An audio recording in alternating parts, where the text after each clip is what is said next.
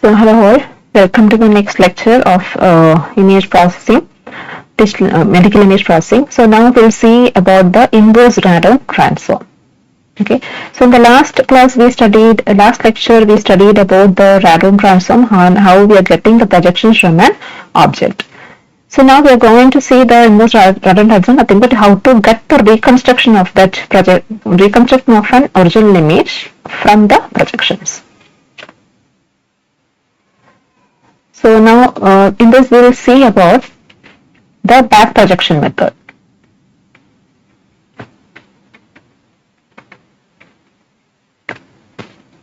Back projection method. Okay. So now for example, I'm just showing you. So now I'm having an image. Okay. So this is my object. I'm going to fold X-ray to this object. So this is my object and all these X-rays will be coming out, okay, after, and I will be getting a projection like this. Okay, this is nothing but the one-dimensional absorption profile. So similarly the same thing, okay, I'm going to change the direction of the X-ray. So this is my object in the middle. I'm going to change the direction of the X-ray and I'll be getting the detected X-ray from here, and that I'm going to get from that I'm getting a projection like this. This is another one-dimensional projection, right? So similarly I'm going to get so all the four you will see. Okay, so this I'm going to get in this. So like okay, so in this direction, so in this direction I will see. Okay, and I'm going to get a projection like this. So similarly in different angles. So now what I'm going to do here. Okay, so now what I'm going to do here in the back projection is nothing but these all the things what I'm getting is nothing but the one-dimensional projections. Now what I'm going to do here is nothing but I am going to I'm going to back project the projection. So this is my projection I got from the first thing. I'm going to back project it. So I will be getting a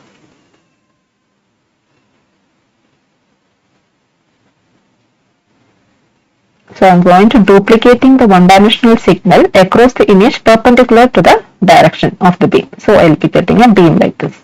So similarly for this one also I will be getting. So this is my projection. I'm going to back project it. Okay, this is a signal, that is I'm going to back this a one-dimensional signal. I'm going to back project it. So I'll be getting a projection like this. That is perpendicular. So I'll be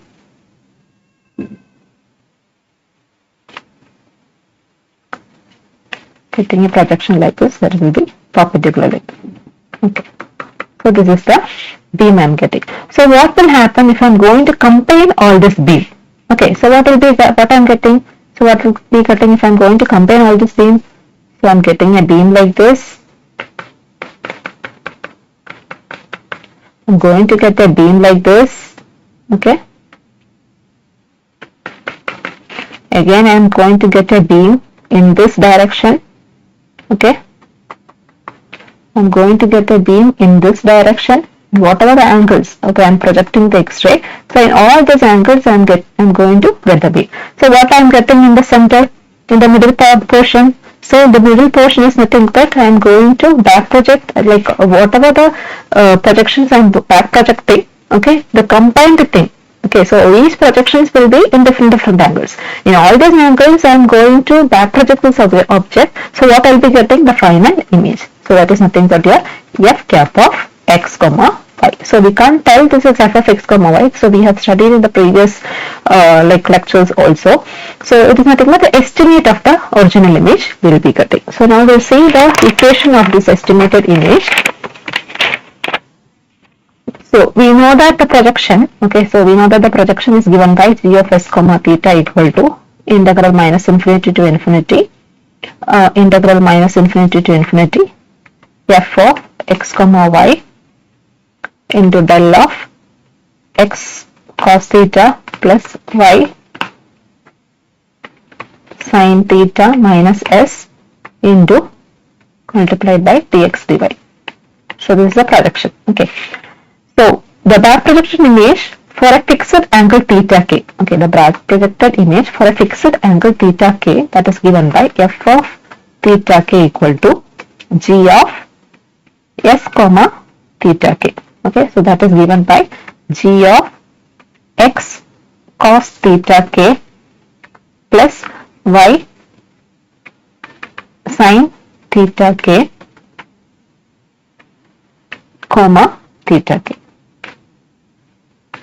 Okay, so and from this also can be written as f of theta x comma y. This also can be written as f of theta x comma y is equal to g of x cos theta plus y sin theta comma theta. So where theta is this theta will be the fixed one. So this theta will be the fixed one.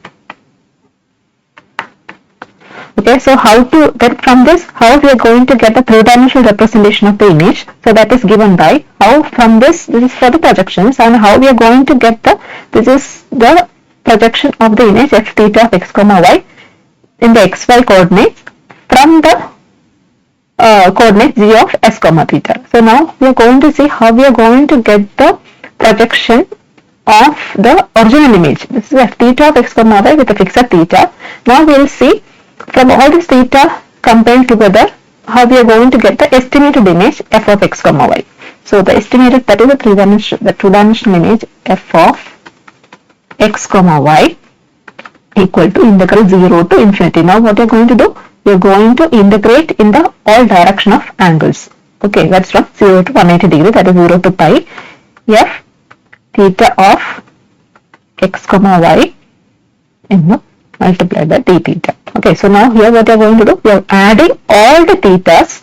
Okay, that is we are adding all the angle of projections from 0 to pi. Okay, so that is the thing. So that like the estimated image f cap of x comma y. Okay, this is the estimated image only we can calculate. That is given by integral 0 to pi g of x cos theta plus y sin theta comma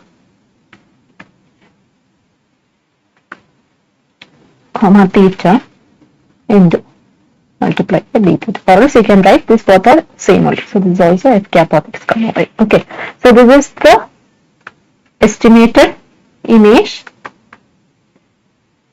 we are getting by back projecting all the projections with different angles from 0 to pi. Okay, so this is about the back projection, that is the inverse radon transform. So I hope you understood. So we'll see in the next lecture. Thank you.